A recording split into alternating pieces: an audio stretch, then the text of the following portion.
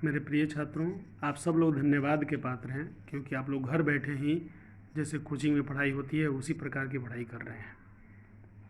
यह वीडियो संस्कृत व्याकरण का भाग 10 है।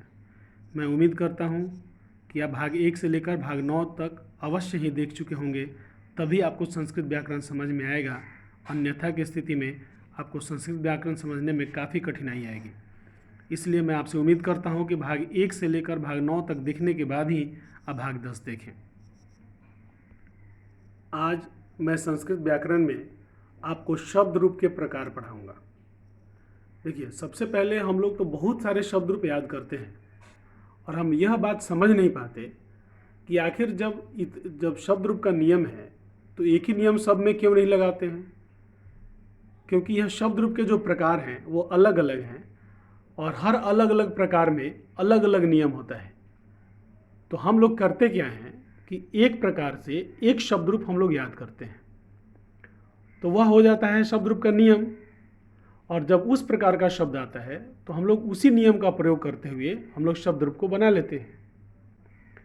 इसलिए शब्द रूप के प्रकार का अध्ययन करना आवश्यक है। तो शब्द रूप में सबसे पहले हम लोग राम शब्द याद करते हैं। तो देखिए, शब्द रूप का प्रकार सबसे पहला है अकारांत शब्द रूप।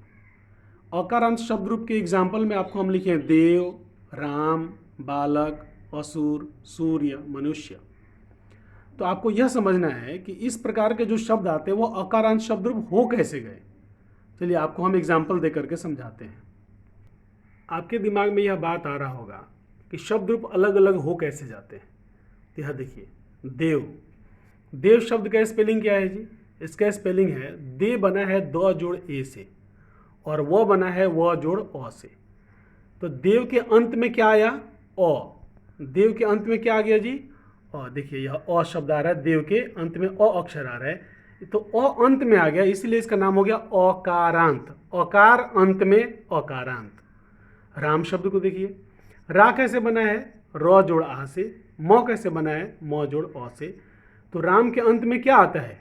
अ, इसलिए यह हो गया अकारांत शब्द रूप। अब मैं उम्मीद करता हूं कि आपको अकारांत शब्द रूप समझ में आ गया होगा। अकारांत शब्द रूप क्या होता है जी? वे सारे शब्द, केवल हम यहाँ जहाँ जितना लिखे हैं उतना ही नहीं, इसके अलावा भी संस्कृत में जितने शब्द हैं और जिन जिन शब्दों के अंत में अ आता है वे सब अकारांत शब्द रूप कहलाते हैं। तो हम लोग अकारांत शब्द रूप का एगो शब्द रूप याद कर लेंगे, राम शब्द हम लोग याद करते हैं, और उसके आधार पर हम लोग सभी शब्द रूप बना लेंगे। आगे के वीडियोस में आपको बताएंगे कि जब एक शब्द रूप याद हो जाता है तो उसके आधार पर अन्य शब्द रूप हम लोग कैसे बनाते हैं। चलिए अब दूसरा शब्द रूप पर आते हैं।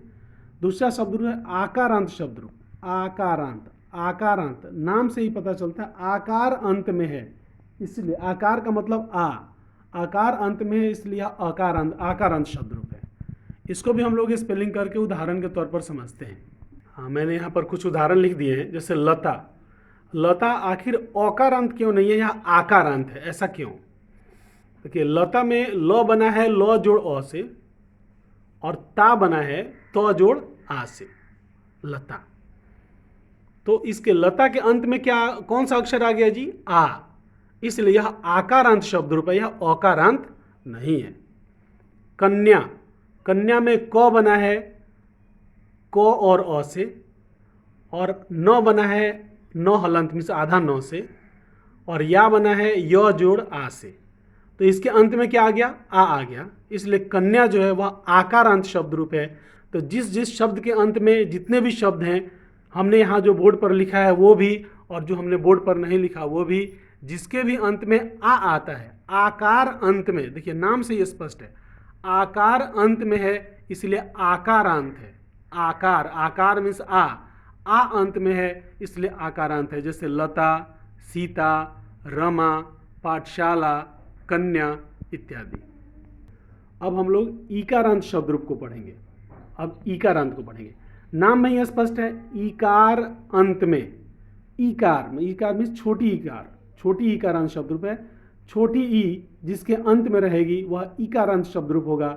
जैसे मुनि, वारी, हरि, कपि, गिरि, एग्जाम्पल के तौर पर समझते हैं। हम लोग ईकारांत शब्द रूप पढ़ रहे हैं, इसका एग्जाम्पल देंगे। इसके पहले आप समझिए, ये देखिए, यही पढ़ाई पढ़ने के लिए आपको कोचिंग में जा कर के पैसा देना पड़ता है। बहुत सारे यूट्यूब पर चाहे बहुत सारे ऐप्स चल रहे हैं जिसमें आपको पैसा दे करके, रुपया दे करके पढ़ाई होगा, परंतु हम यहाँ पर आपको फ्री ऑफ कॉस्ट पढ़ा रहे हैं। इसलिए आप इसके महत्व को समझिए, क्योंकि यहाँ आपका पैसा नहीं लग रहा है, इसलिए ऐसा नहीं है कि इस महत्व को नहीं समझना है। इसके महत्व को समझिए और ध्यान से समझते हुए पढ़ाई कीजिए, तो मैं उम्मीद करता हूँ कि घर बैठे आप फ्री में ही अच्छा से पढ़ाई कर पाएंगे।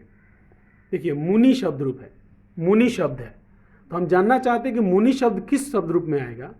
तो देखिए, मुनि में मुँह बना है म जोड़ छोटा ऊ से और नी बना है न जोड़ छोटी ई से। तो मुनि के अंत में क्या है जी? छोटी ई है, इसलिए यह छोटी ई का अंत शब्द रूप है। देखिए, गिरी, गी बना है ग जोड़ ई से और री बना है र जोड़ ई से। तो गिरी के अंत में भी छोटी ई है, इसलिए यह छोटी ई का अंत शब्द रूप है। देखिए, यह छोटी ई का अंत शब्द रूप है। तो छोटी ई का अंत शब्द रूप में हम लोग क्या करेंगे जी? एक शब्द रूप को याद करेंगे और बाकी जितने भी छोटी ई अंत वाले शब्द आते हैं उन सबको इसी के आधार पर हम लोग बना लेंगे। तो छोटी ई का अंत वाले जितने भी शब्द हैं वह शब्द रूप हमारा कंप्लीट हो जाएगा। इसी प्रकार बड़ी ई का अंत वाले शब्द रूप। तो बड़ी ई का अंत का मतलब क्या हुआ? कि वे सारे शब्द जिनके अंत में बड़ी ई आती है, जैसे नदी, नदी में न बना है न जोड़ अ से और दी बना है द जोड़ बड़ी ई से। तो इसके अंत में चूंकि बड़ी ई आ गया तो यह शब्द रूप बड़ी ई का अंत के कैटेगरी में आएगा। जैसे नारी, सखी, ये सब आपको समझ में आ रहा होगा, आप लोग बहुत समझदार बच्चे हैं तो सब बात समझ रहे हैं। बड़ी ई का अंत शब्द रूप क्या होता है जी?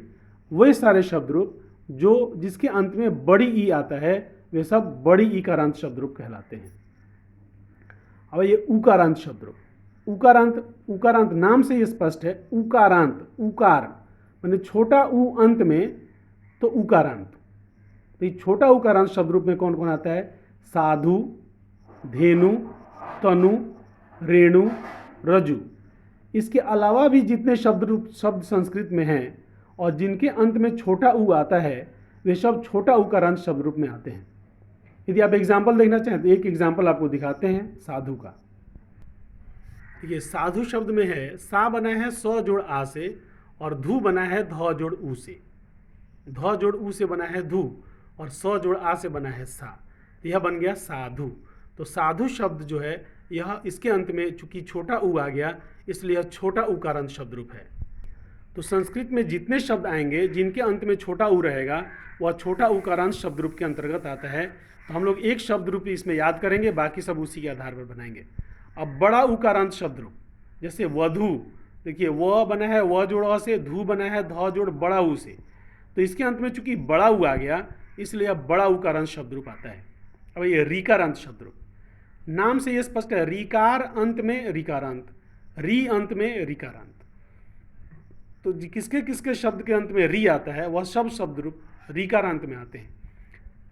जैसे पितृ, मातृ, भ्रातृ, दुहित्री। दुहित्री माने होता है बेटी, तो पितृ। और पितृ का एग्जाम्पल आपको देते हैं। हाँ बच्चों, पितृ का एग्जाम्पल देते हैं। तो पितृ जो शब्द में पी बना है प जोड़ ई से और त्रि बना है तो जोड़ री से। तो चूंकि इसके अंत में री आ गया इसलिए यह रीकारांत शब्द रूप में आएगा, पितृ। तो हम लोग रीकारांत शब्द रूप पढ़ रहे हैं। तो रीकारांत शब्द रूप में क्या है? पितृ, मातृ, मातृ में माँ बना है म जोड़ आ से और त्रि बना है तो जोड़ री से। नृ बना है न जोड़ री से। भ्रातृ बना है, भ्रातृ बना है, इसके भी अंत में री है, इसको स्पेलिंग करेंगे तो ज़्यादा डिटेल रहेगा। दुहित्री भी उसी तरह अंत में री है, इसलिए ये सब शब्द रूप रीकारांत शब्द रूप में आते हैं। तो देखिए 7 गो शब्द रूप आपको हम बताए। इन 7 गो शब्द रूप को यदि आप याद करते हैं तो संस्कृत के जितने भी आपको संज्ञा आते हैं उन सबको आप क्लियर कर सकते हैं। अब ये सर्वनाम शब्द रूप, सर्वनाम हम लोग क्या जानते हैं जी? सर्वनाम क्या होता है? मैं, तुम, यह, वह, वे लोग, ये सब सर्वनाम होता है ना। तो इसीलिए मैं जो है हम लोग अस्मद शब्द रूप याद करते हैं, उसमें मैं से संबंधित सभी शब्द को याद कर लेते हैं। युष्मद याद करते हैं तो तुम से संबंधित, तद शब्द याद करते हैं तो वह से संबंधित, एतद याद करते हैं तो यह से संबंधित। और जितने भी गिनती होते हैं जैसे 1 2 3 4, 1 2 3, यह सब जो गिनती होते हैं तो इनके जो शब्द रूप हैं ये सब सर्वनाम शब्द रूप में आते हैं। तो हमको सर्वनाम शब्द रूप याद करना है। तो इस तरह से हम लोग संस्कृत के बहुत सारे शब्द को कवर कर लेंगे। और जो संस्कृत में किताब पढ़ते समय हम लोग देखते हैं कि बहुत शब्द के अंत में लगा रहता है, हम लोग शब्द को पहचान नहीं पाते हैं, लगता है अलग शब्द है। उसी तरह यदि हम लोग बढ़िया से इसको पढ़ लेते हैं तो हमें शब्द अटपटा नहीं लगेगा। अब व्यंजन अंत वाले शब्द, कुछ शब्द ऐसे भी होते हैं जिनके अंत में व्यंजन रहता है, उसमें अकारांत इकारांत वगैरह नहीं रहता है। जैसे देखिए आत्मन लिखा है, आत्मन के अंत में न हलंत है, इसमें स्वर नहीं है, व्यंजन ही है, तो इसको व्यंजन अंत वाला शब्द कहा जाता है। जैसे राजन है, लास्ट में न है, न हलंत वाला है, इसमें स्वर नहीं है, तो यह व्यंजन अंत वाला शब्द है। गच्छन है, श्रीमत है, गुणीन है, इस तरह ऐसे बहुत सारे शब्द संस्कृत में आते हैं जिनके अंत में व्यंजन रहता है, तो उनको हम लोग व्यंजन अंत वाले शब्द रूप कहते हैं। तो हम आपसे उम्मीद करेंगे कि जब आप संस्कृत बढ़िया से पढ़ना चाहते हैं तो आप सभी शब्द रूप में से एक एक शब्द रूप को याद कर लीजिए और उसके आधार पर शब्द रूप बनाना सीखिए। हम आगे के वीडियोस में, आप हमारा वीडियोस लगातार देखते रहिए, हम फ्री ऑफ कॉस्ट पढ़ाते हैं और किसी तरह का किस्सा कहानी चुटकुला वगैरह अपने वीडियोस में नहीं डालते हैं। इसी पढ़ाई को पढ़ने के लिए आपको बहुत ज़्यादा पैसा लगेगा, फिर भी फ्री में पढ़ाते हुए हम उम्मीद करते हैं आपसे कि आप ध्यान से पढ़ाई करें और अपना भविष्य बनाएं। तो आप सभी शब्द रूप को एक एक करके याद कर लीजिएगा और याद करके संस्कृत को पढ़िए, संस्कृत आपके लिए एकदम आसान हो जाएगी। वीडियो देखने के लिए आपका बहुत बहुत धन्यवाद। हमारे सभी वीडियोस प्राप्त करने के लिए हमारे चैनल को अवश्य सब्सक्राइब करें और अपने जैसे जो उत्साही छात्र हैं उनको भी सब्सक्राइब कराएं और बगल में दिए गए बेल के आइकन को अवश्य दबाएं।